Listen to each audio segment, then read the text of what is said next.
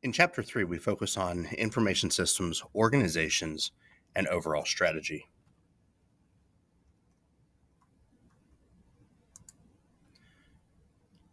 While we briefly discussed the concepts in Chapter 1, figures 1.2 and 1.3, as well as a figure on upcoming slides, display the interdependent relationship within organizations from a graphical perspective. This complex two-way relationship is mediated by many factors, not the least of which are the decisions made or not made ultimately by managers. Other factors mediating the relationship include the organizational culture, structure, politics, business processes, and the environment overall. When we think about what an organization is, which of the two definitions do you find more accurate and why? It's important to consider both definitions rather than exclusively use one at the expense of the other. The two definitions in and of themselves are complementary. In this view, the business firm is a little more difficult to change rapidly or on command because it's a very complex machine populated with human beings. Firms operate with an existing hierarchy, job definitions, business rules, contracts, procedures, and processes. Efficient organizations become very good at these elements of business. However, changing them takes more time.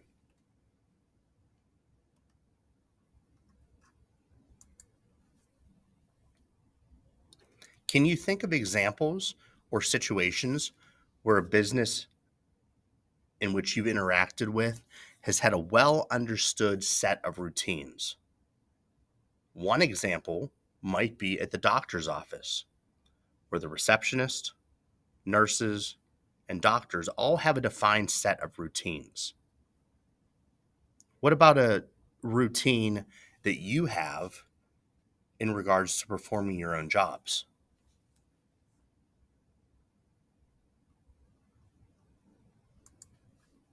Much like everywhere, we have examples where organizational politics might ultimately hamper a firm's ability to succeed. There are also examples where effectively managed organizational politics helps a company to undergo a smoother transition or make more intelligent decisions. Can you think about your own personal experiences with organizational politics and not only how they have impacted the organization, but perhaps your own self and or individually the teams in which you work? Culture may seem like a pretty abstract idea to a lot of us. On the other hand, there are experiences which will easily be able to describe the culture of firms in which we've worked. Think about, or how would you describe organizational cultures that you've experienced while on the job or other areas of your own lives? What kind of organizational culture do you prefer?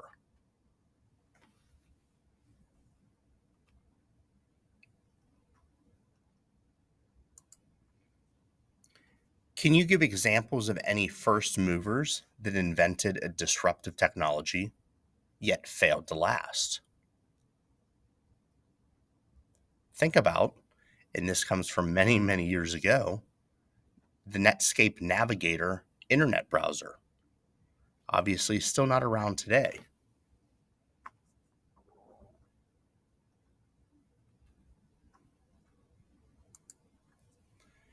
Information technology ultimately figures to replace the function of more middle managers as time passes and reduce the need for other forms of capital, i.e., buildings, machinery, etc.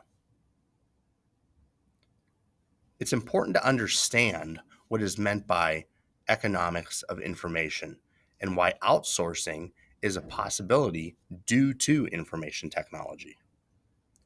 And then, obviously, what those impacts are on the organization and humans.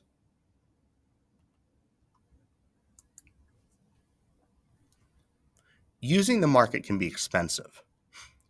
If you depend on the market rather than hiring employees, you will need to search for talent, research the quality of providers and workers, write contracts for work to be performed, monitor that work, and so on. When participation in markets is expensive, firms would rather hire employees to accomplish that work. But the internet makes it less expensive to use a marketplace. With the internet, firms find it more cost effective to use that marketplace and contract for work in a market rather than hire their own employees. Why do you think the internet can make participating in markets less expensive than before? And ultimately, why would organizations rather do that than hire their own employees?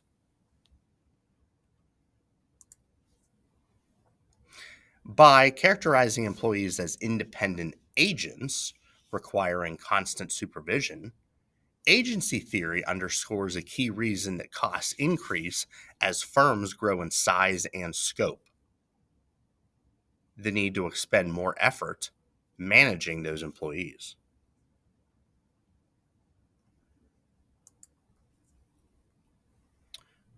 What do you think is meant by authority relying on knowledge and competence rather than formal positions? Why might this flatten, quote unquote, the organization? The idea here is that with sufficient IT, competent workers, competent being the key, will be able to accomplish more on their own than they would under a more hierarchical arrangement.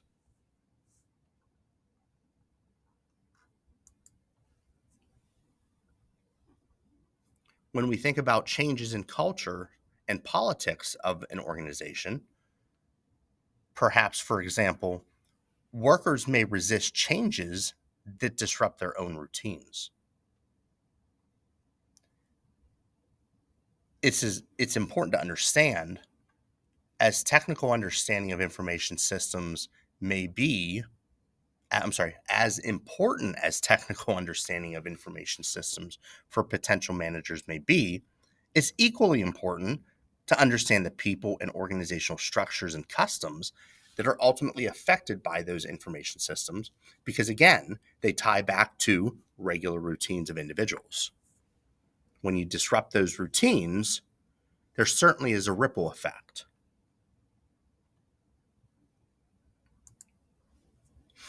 The internet itself should also have a flattening effect on many organizations.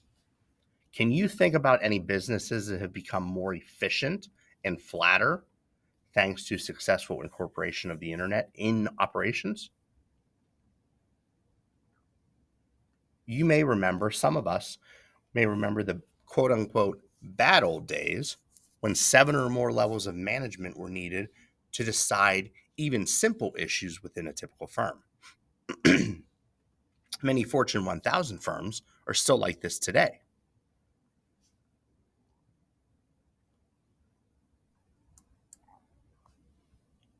Consider the results of an information system that is implemented without properly considering each of the above factors.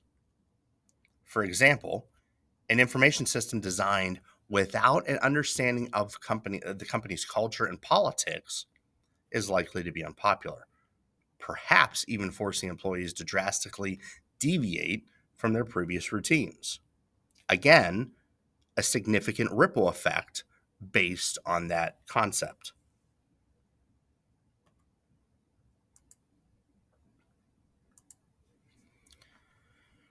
Porter's competitive forces model is ultimately intended to explain why some firms do better than others. Do you believe that the model captures that idea effectively? Which factor is most important to a firm's success? You can make a list of well known firms. And for each firm, Which do you think are the most important competitive forces? We'll continue to discuss this, and I also have a specific separate video that focuses on Porter's forces using Tesla as an example.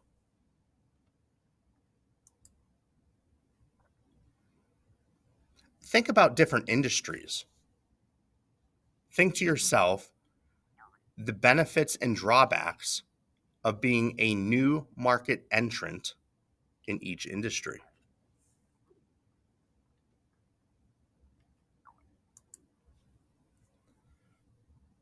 Think about different businesses and describe whether or not those customers have great control over the business or vice versa. Are there substitute products with a large or which ultimately are a large or insignificant threat to the success of that business?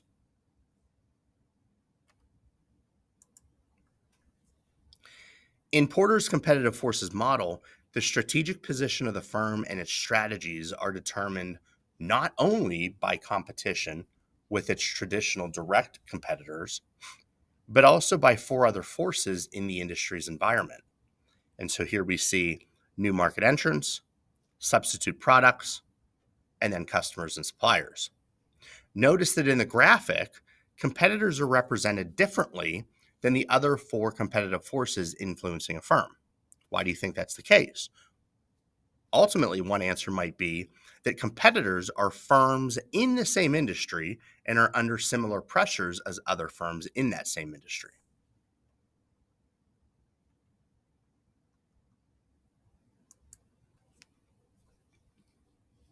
Here, make a list of 5 well-known firms. Think about the major thrust of the strategy for those organizations. For example, low-cost leadership. Can you think of an organization? What about Walmart? When we think low-cost leadership, typically Walmart comes to mind as a good example to start with because of its own emphasis on low-cost leadership.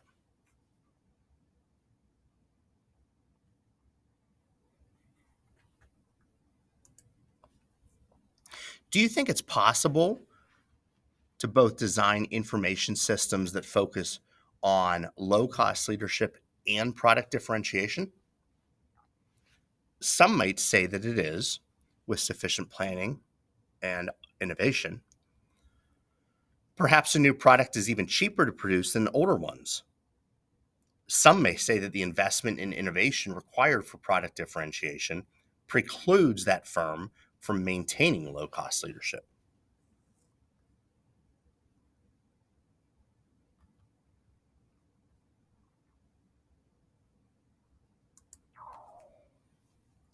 Think about other examples from your own experience of companies that exemplify a strong focus on market niche, as well as excellent customer and supplier intimacy.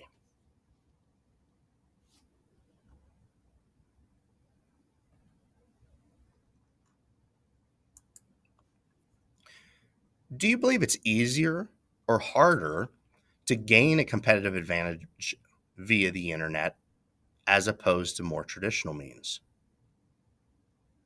If you take a look at Table 3.5, that example describes the impact of the internet on various competitive forces.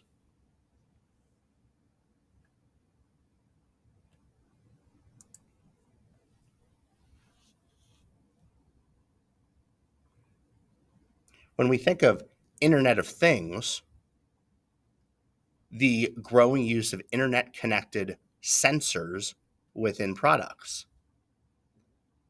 We think of devices from fitness trackers to smart home products, including smart assistants like Alexa and Siri, or smart assistants in cars.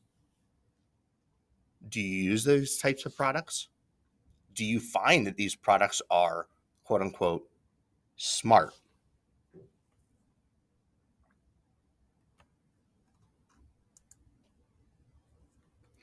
How does the value chain model differ from the Porter model? It offers more specific detail about what exactly to do to achieve competitive advantage. How do primary activities differ from support activities? Ultimately, those support activities provide additional functionality and support for those primary functions.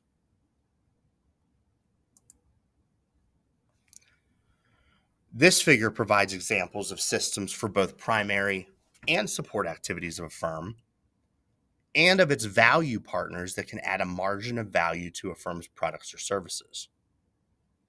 The relationship between the primary and support activities of the firm ultimately help and explain how information systems are critical to the success for each of those activities.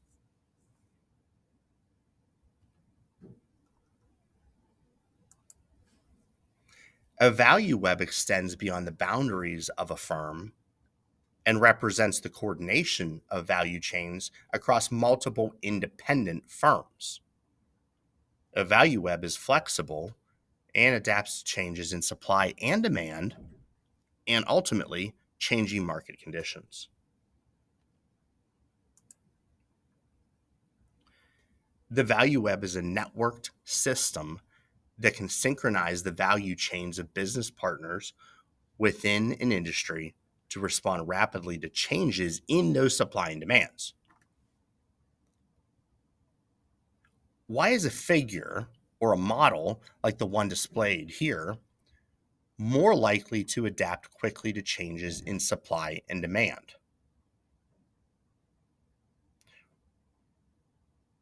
Networking among the different segments of the value web is extremely important to consider.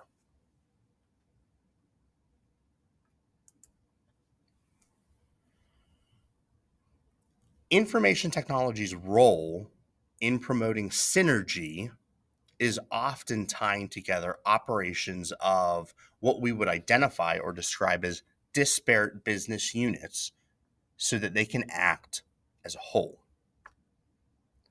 In many cases, this helps to lead to reduced costs and increased efficiency.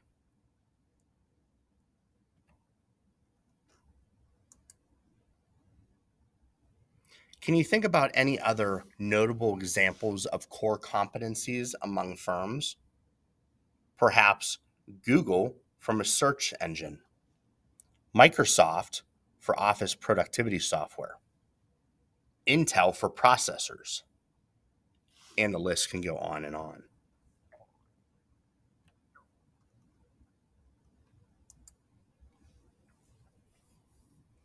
Can you see the similarities between business ecosystems and industry value chains and the value webs?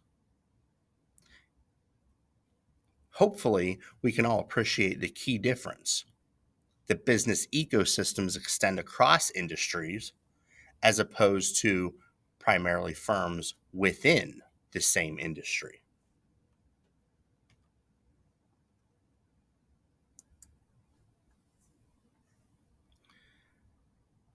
It's important to understand the difficulty of aligning information technology with the business. So, what does that phrase mean? It seems pretty simple. Why do so many companies fail at this critical task?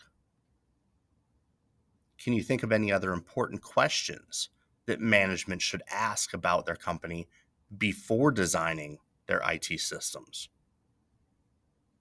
What is a solution for the fact that many competitive advantages can ultimately just be copied?